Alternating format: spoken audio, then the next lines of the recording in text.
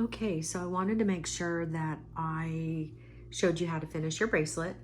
If you recall, here's where we started. This was the fall arrangement, version 1, 2, and 3, meaning that several times I had to change the kit up a little bit because you all were just so incredibly gracious, and thank you. Thank you for buying the kit, and thank you for creating with me. I really appreciate it.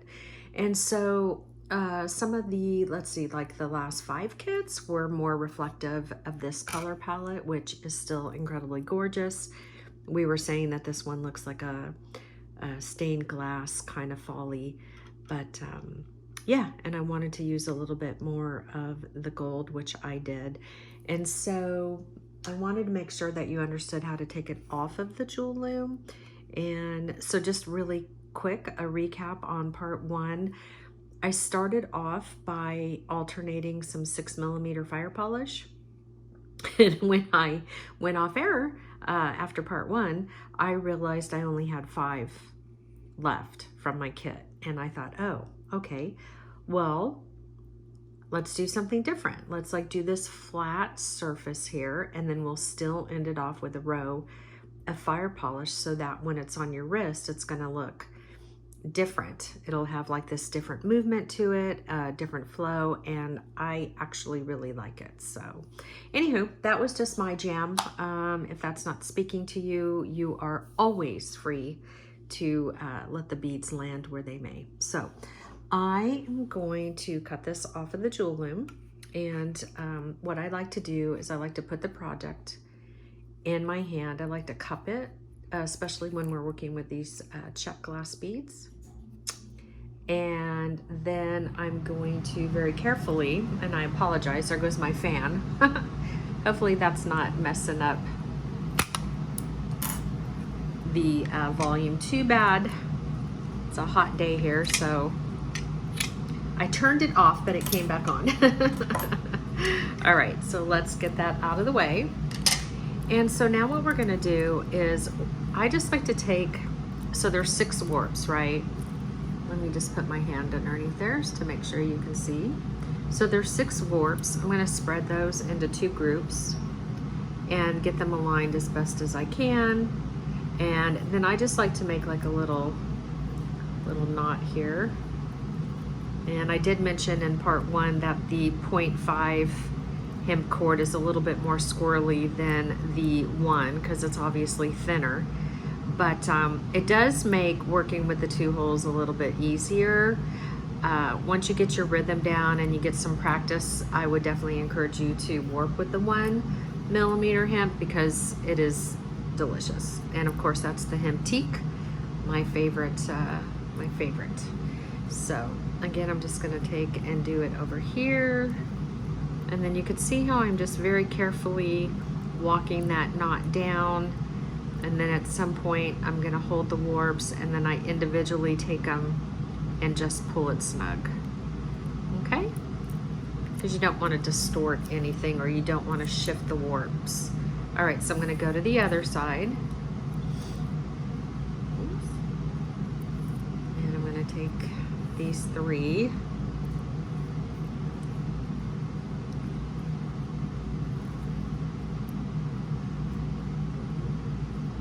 And this is just one of my go-to closures because I just find it to be the most simple when we're working with the hemp.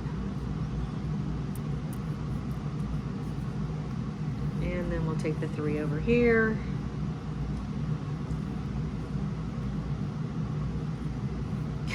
See how it's a little squirrely, but it's still delish. And this is the dark purple that comes in the kit.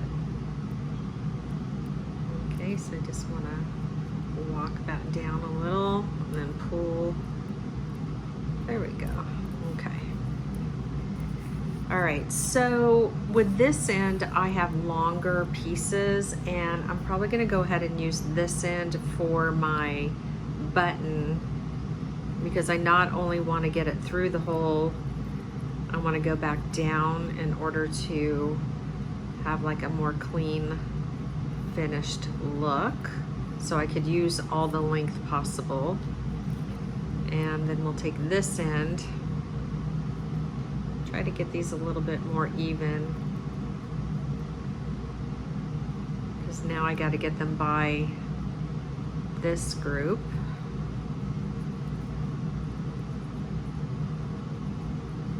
Let's see. I can see 2 of them. Where's the third? Where are you at, buddy? Aha.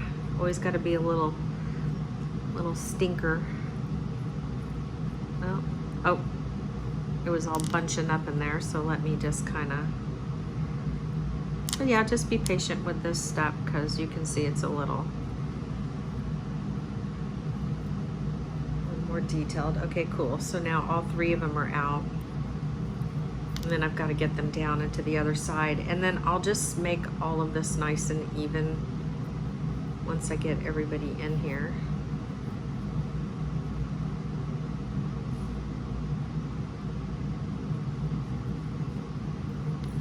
Okay, awesome. All right, so let's see, where did they all go now? We got these 3 guys, and where'd you all go? You're kind of,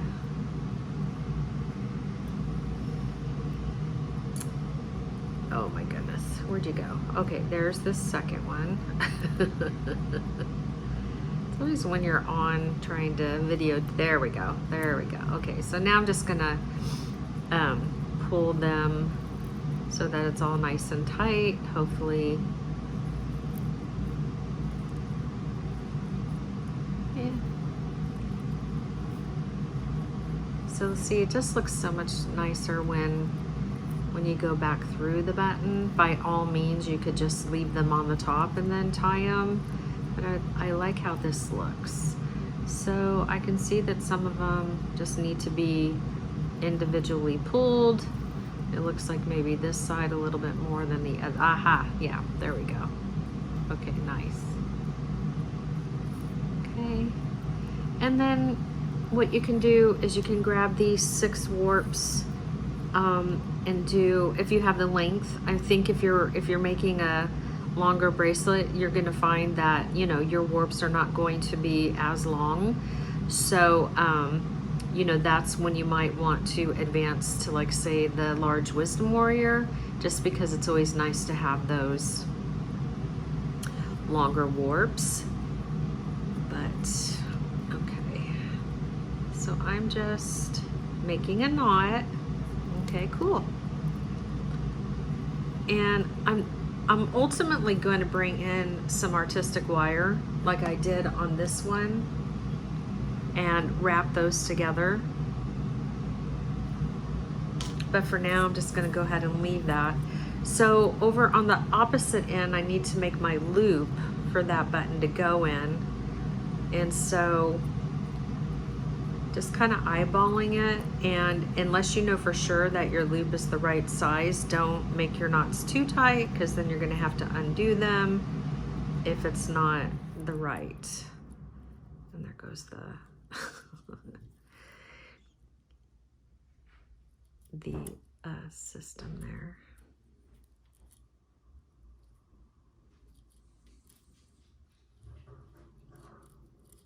And I hear little peepaws.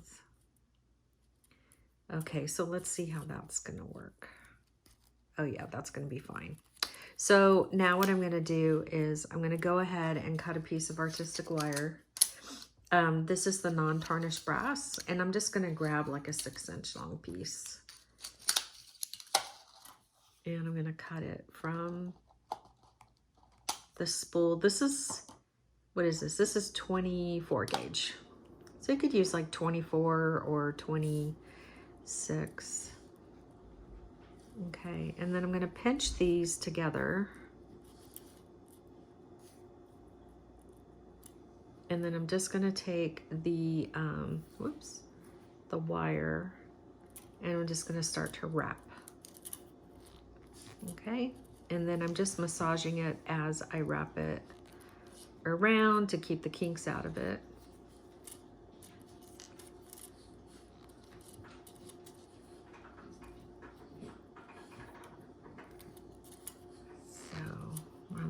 just came out of his room. Now he's snorting because he can smell the food that I cooked him. So yeah, I'm just gonna see if I can't get in here and wrap it around. Okay, so and then we'll just bend this one back. And I'm just gonna cut this. Anytime you have a tiny piece, well, first I'll do this big one. I'm gonna hold the tail so it doesn't fly. And I'm actually gonna see if I can't bring in this little piece, just because I don't want it to end up on the floor and then either in my foot or Marlon Brando's paw.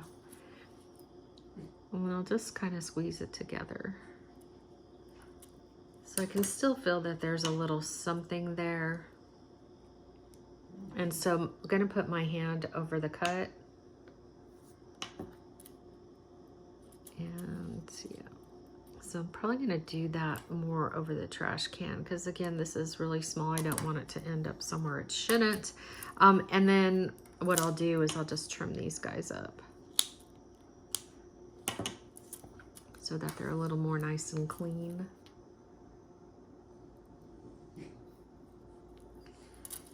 And then you can do the same exact thing on the opposite end here once you have all that dialed in.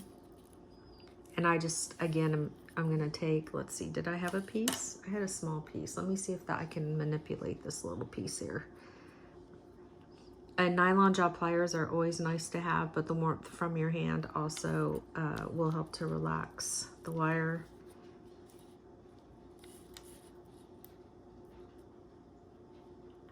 And then we're just gonna pinch and wrap that around.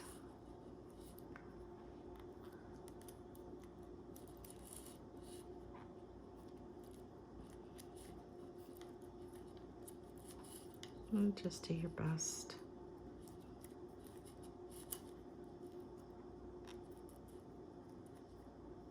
Okay, so I'm just gonna get in here and cut this piece. And bring this piece over. Whoa.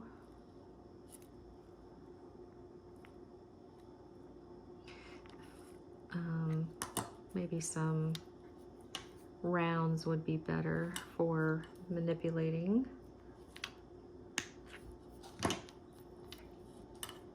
I like the flats to smush it so that it doesn't snag. So I'm just kind of squeezing this little accordion together. Okay. And then again, I'm just gonna take these guys and trim. And so that's like our end. It's kind of fun because it, you know, you could almost add like a charm in here to kind of make it, you know, like another embellished focal piece of some sort. So, yep. Oh my goodness. Okay, so I'm a size 6 inch. I have a 6 inch wrist. And if you recall, if you watched part 1, I removed the last 2 rows because this one just ended up being too big. So this time I started with the 6mm fire polish and I removed 2 rows and see it's fitting me much, much better. And I'm so excited. Look at how fun. I love how the transition of like the fire polish and then if it's kind of scooches around, it goes into this really cool look. Isn't it gorgeous? Oh my gosh. Yay. I'm so excited. I can't wait to see everybody's. Again, thank you for participating. Thank you for being patient while I got this part taped separately. And so, yeah. And hey, listen, if you haven't watched part 1, please go and do so. Please note that for the first 20 minutes, we were chatting it up. Hadn't been on for a while this month in August or last month in August.